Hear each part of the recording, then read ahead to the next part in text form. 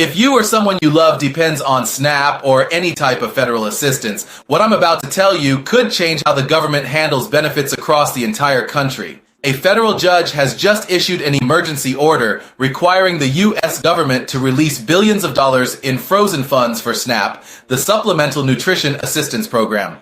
And this decision could set off a chain reaction that affects Social Security, disability payments, and even future cost of living adjustments. I'm Hathan, and for months I've been tracking every single policy, lawsuit, and court ruling that impacts your benefits. I've helped thousands of Americans understand what's really happening with these programs, and today I'm breaking down exactly what this new order means, when it goes into effect, and how it could change your payments. If you're new here, welcome to the channel where we cut through the politics and focus on what truly matters, your financial security.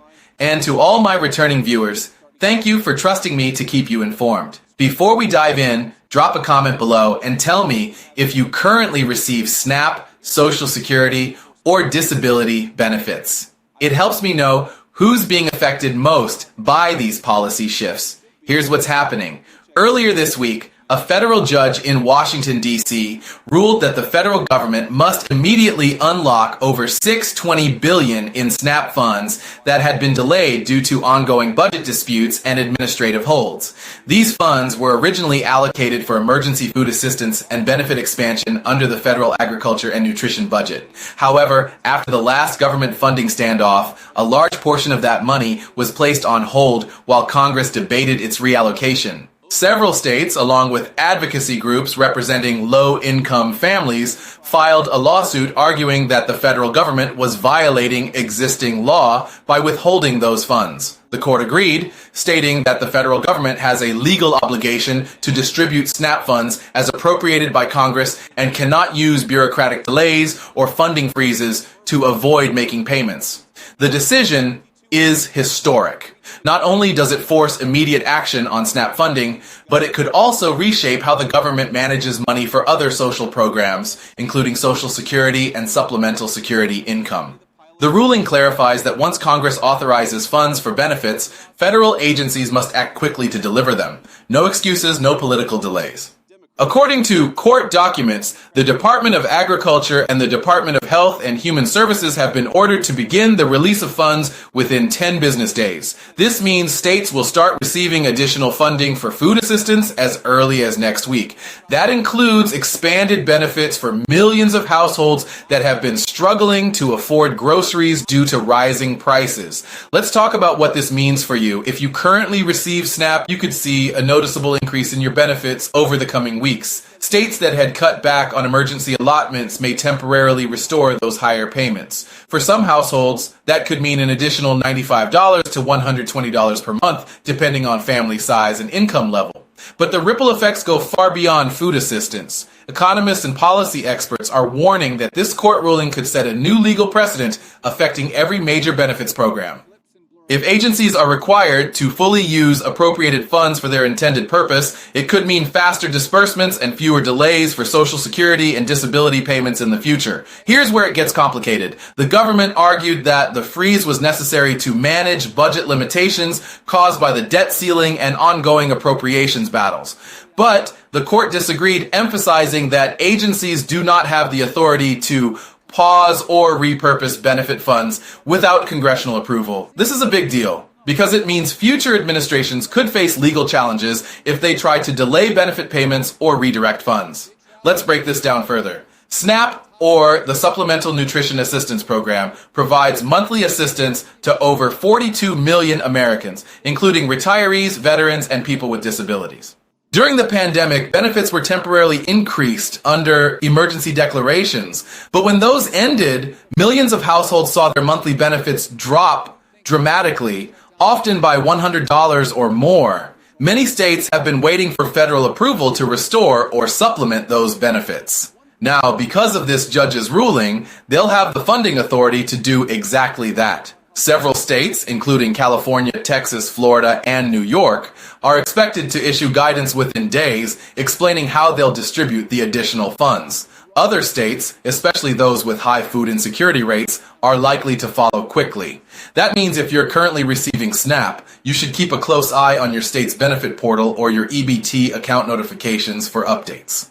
Now, what does this mean for Social Security recipients who don't receive SNAP? It may sound unrelated, but the connection is deeper than it looks. The Social Security Administration and the USDA often coordinate data for income-based programs. When one benefit increases, it can sometimes impact eligibility thresholds for others. For example, if SNAP payments increase, it may affect income calculations for those applying for SSI or certain Medicare savings programs. More importantly, this ruling sends a message to federal agencies. Delays in benefit delivery are no longer acceptable. That could push the Social Security Administration to speed up processing for new applications, appeals, and benefit adjustments. The legal reasoning here, that the government must use funds as appropriated, could be cited in future cases involving delayed Social Security payments, disability reviews, and even cost of living adjustments.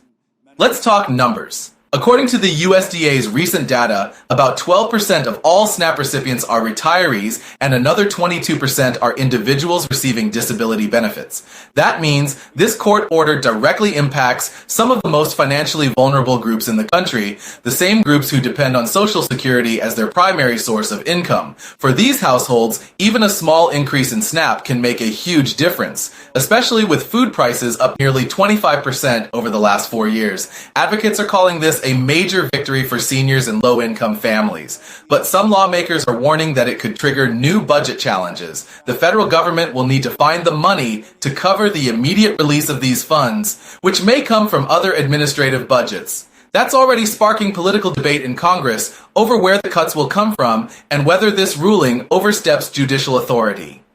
For Social Security beneficiaries, this ruling doesn't change your current payment schedule, but it could set a powerful precedent. If the Social Security Administration ever delays cost of living adjustments or holds back approved funds, this ruling could be used in court to demand faster payments. It essentially reaffirms that benefit money cannot be withheld once it's been authorized by Congress. Let's also look at what could come next. The order requires the Office of Management and Budget to issue a compliance report within 30 days, confirming that the funds have been released and allocated correctly. If agencies fail to comply, they could face contempt of court penalties. That's extremely rare in federal benefit cases, which shows how serious this decision is. Several advocacy organizations, including Feeding America and the Center on Budget and Policy Priorities, have already announced plans to monitor state compliance. They're urging beneficiaries to report any delays or underpayments so the court can enforce the ruling if necessary. Now, let's be honest, while this is good news, it's not without challenges. Some states may take time to update their systems and distribute the funds. Technical errors, outdated data, or administrative backlogs could still delay individual payments. So if you don't see changes right away, don't panic. It may take a few weeks for everything to roll out fully. However, this ruling sends a very clear signal. Benefit payments are a legal right, not a political bargaining chip. For years, we've seen federal programs caught in the middle of budget fights and government shutdowns. This decision could prevent that from happening again, ensuring that people who depend on these programs don't suffer because of political gridlock. Now let's put this in perspective. The SNAP program is one of the largest safety nets in the U.S., serving families in every state. For retirees on fixed incomes, it's often the only thing that prevents hunger at the end of the month. For disabled Americans, it means choosing between groceries and medicine. That's why this ruling is so significant. It reaffirms the government's responsibility to act swiftly when distributing benefits that millions rely on to survive. If you're wondering how to prepare, here's my advice. Check your benefit accounts regularly over the next few weeks. Keep track of your payment history. If you see unexpected delays or missing funds, contact your local SNAP office immediately. For those on Social Security or SSI, stay informed about how this ruling might influence other programs.